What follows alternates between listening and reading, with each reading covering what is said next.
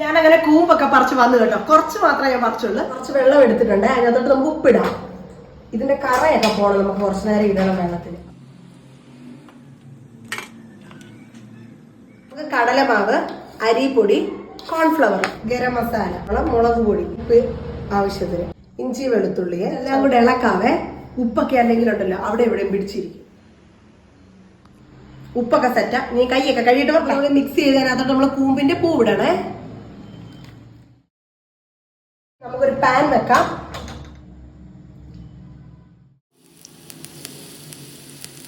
സാധനം സെറ്റ് ആയിട്ടുണ്ട് കേട്ടോ. ഇത് കണ്ടോ, സൗണ്ട് കേൾക്കുന്നുണ്ടോ?